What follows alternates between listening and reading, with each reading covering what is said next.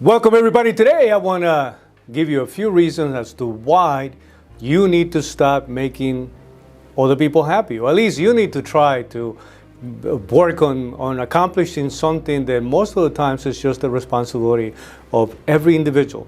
I'm going to have a sequence of questions that hopefully will be beneficial to you. Stay tuned. Guys, today I want to have a conversation with you because I really truly believe that you need to stop trying to make other people happy. You know, the fact of the matter is, by the way, I'm not arguing against being a good person.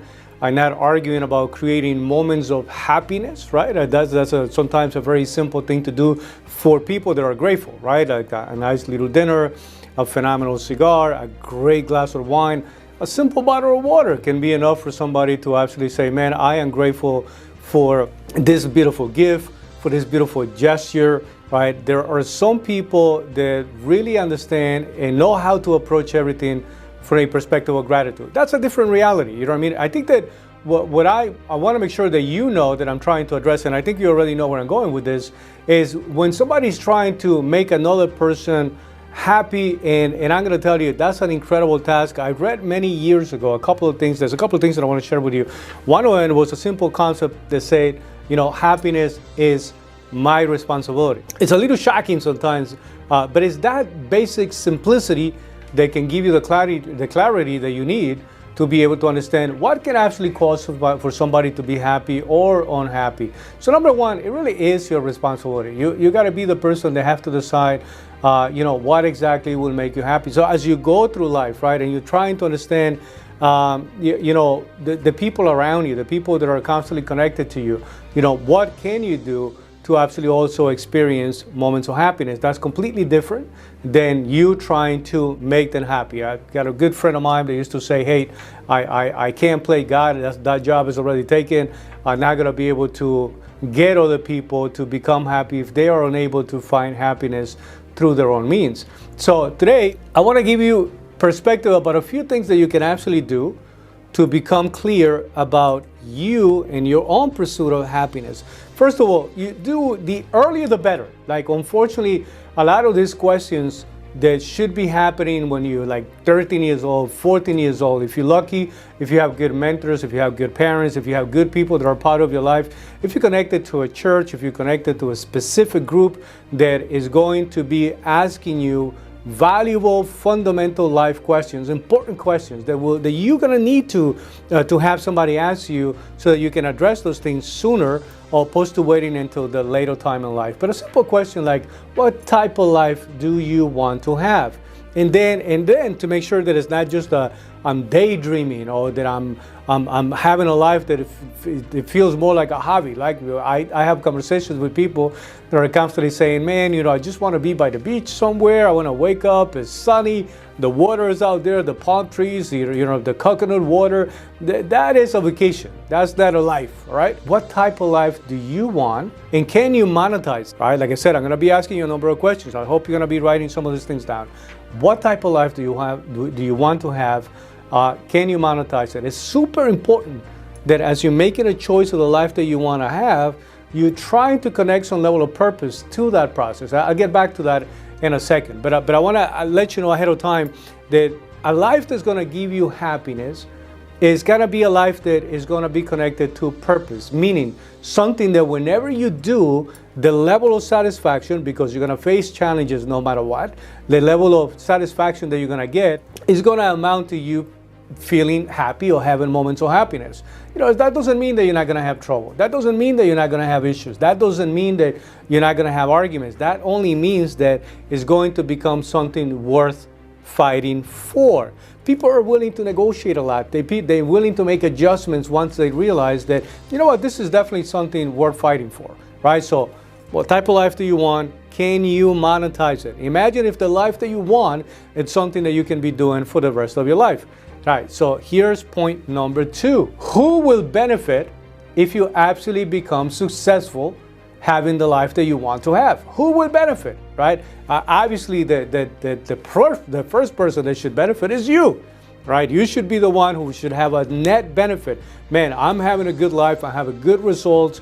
I feel good about myself, that there's a number of things that I'm doing that are making me extremely happy. So you should be the number one person. But then there are people very close to you. This could be your family, the people that you do business with, the people that are part of the same organization that either you are creating or you becoming part of it should benefit. Maybe it's something that goes beyond that. Maybe the community benefits. Maybe your church benefits. Maybe the city benefits. Maybe you are going to be that person that's going to put a few messages out there that is going to help other people get some answers, find some purpose, and hopefully a lot of people will benefit. Not just you, but hopefully it goes beyond that. Here's a more important question though. Who will suffer? Who will be affected if you don't become successful doing what you need to do? Meaning, if you don't have a good life, if you don't have a life of purpose, here's more than likely what's going to happen. You're going to have a miserable life. You're going to have a life that you're going to be resenting. You're going to have a life where you're constantly going to be second guessing as to whether or not the choices that you are making are the choices that you're supposed to be making. There's nothing worse than that. When somebody makes a mistake or when somebody makes something right, and this happens in business every day. By the way, this obviously is directed mostly for the business community, but it applies to everyone. I don't want to limit this conversation just to business people. But the fact of the matter is that when somebody makes a mistake business-wise, and it costs them money, the number one thing that they lose is confidence, right? They don't know, am I making the right choice? Am I making the wrong choice? So when something doesn't go successfully, when you're not making the choice that you're supposed to make, obviously a lot around you will suffer. Everyone around you will suffer. You will suffer. And that's one of the reasons why it's extremely important that some of the choices that you make will be connected to purpose, right? It's the whole idea of the argument about the logos, or a philosophy that you're going to be able to revisit over and over again, to be able to say, you know what, this is something that I feel happy doing, I'm pleased doing it, I'm happy doing it with the people that I'm doing it with. All of those things will start to fall into place, because it's not just a question of being clear about what you want, you actually become extremely clear about what you don't want, right? And the combination of searching for what you want and moving out of the way, the things, the people, the situations, the scenarios that you don't want, will definitely help you find a better life, a life of purpose, hopefully a life that will make you happy, right? So now here's a couple of things, a few points that I want to give you besides those three questions, right? There's a few points that I want to give you that should help you understand how to design a life of purpose, or how to design a life that can actually make you happy, right? The first thing is, if this is something, try to look for something that you can become passionate about, right? That's what the whole idea of purpose is super important, that when you wake up in the morning, you want to go do that thing, whatever the choice you're making, that you don't feel obligated to do. That's called a job, right? You're waking up in the morning, you're not happy. I know people that are sitting in the parking lot of buildings for like minutes before coming in, just because they are so miserable about the experience they're going to have. They really don't want to do it.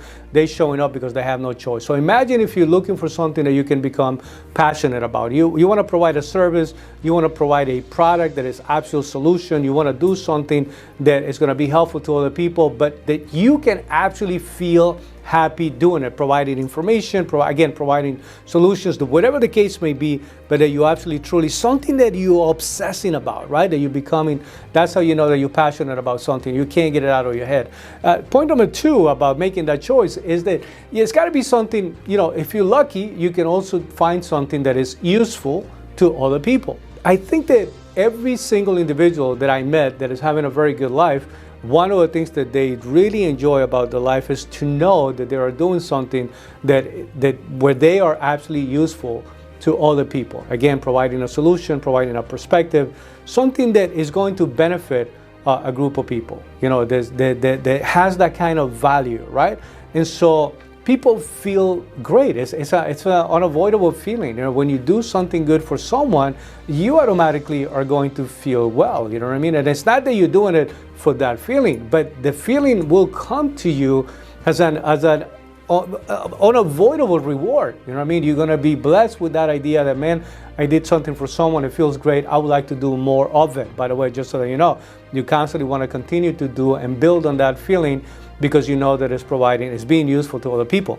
Number three, you do want to become clear about who will benefit. It's something that you're passionate about, something that is useful, but who will benefit? Sometimes there are messages or solutions that are limited to specific communities, to specific groups, to a specific problem, right? A lot of people, whether it's at a social service level or even from a very practical business solution, they're saying, hey, this will be useful and helpful for security reasons, for information reasons, for whatever the case may be. You want to know that it's something that's going to have the capability to benefit a specific group of people. That gives you a target audience. That also gives you a very specific way of designing something that will have the capability to have an impact with that very specific group. Again, things that will give you additional clarity. The question that sometimes people get a little more trouble in with, you know what I mean? And they struggle with this idea, especially when it comes to helping other people.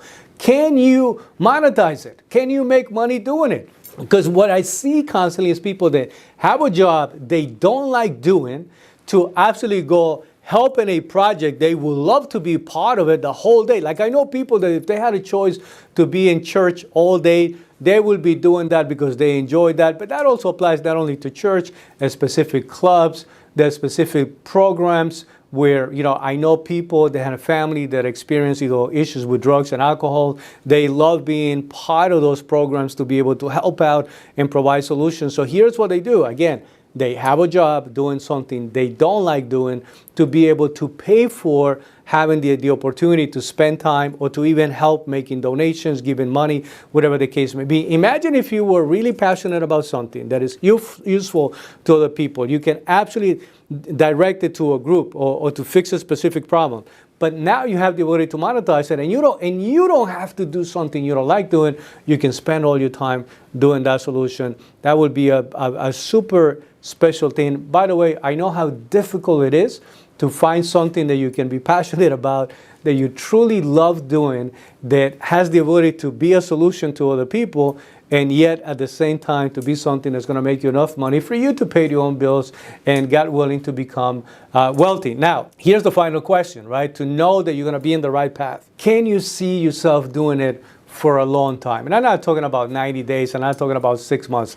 Like if we were having a conversation about the project, is that a 5-year project? Is that a 10-year project? By the way, every business or even great idea, at some point, is always healthy to have an exit strategy. It doesn't mean that you have to drop it or you got to get out of it, but it's always a great idea to have an exit strategy, right? So what would be your exit strategy? Is even if you don't need to pull that trigger, it's always good to know. But can you see yourself doing it for a long time? That is the ultimate test, just so that you know, that you are doing something you would love to be doing for the rest of your life, opposed to just doing something that you were forced to do, fell into you, or you fell into it, whatever the case may be. This is something that I want to do. I want to do it for the rest of my life. And so those are phenomenal signs. And again, I want to close it just giving you perspective of the very beginning of the conversation. The reason why it's super important that you find a way to find happiness for yourself is because by you being happier, but you being in a path of purpose, right, where everybody can recognize that you're not just going through the motion, that you absolutely are making every minute of your life count, you're absolutely going to make people around you feel better about you, about their process, about them being connected to you. It's super important that you stop trying to make other people happy first at the risk of you being miserable, because at some point that misery is just going to circle back not just to you but to everybody else around you, and everything else will run the risk of collapsing. So I'm inviting you to take very seriously the fact that that rule number 2 from the book from Jordan Peterson, treat yourself as somebody you're responsible for helping. You are the one who is truly responsible for making yourself happy. I hope you pursue a life of happiness and purpose. Until the next one, all I'm asking you is to make sure you leave some comments. What are the things that you're pursuing right now? What are you excited about? What do you think that if you were doing it and you were actually making a lot of money doing it, you would be doing for the rest of your life, and you can find purpose and happiness? If this is a concept in a conversation that is helpful to you, please like our video, pass it around, make sure that you share it with other people who are also just like you and myself, pursuing a life of purpose and a life that hopefully will give us the moments of happiness that we all deserve to have. So, God bless you. We'll see you until the next one. Please subscribe to the Daily Crossing and let everybody know that we're here carrying this message for you. Thank you.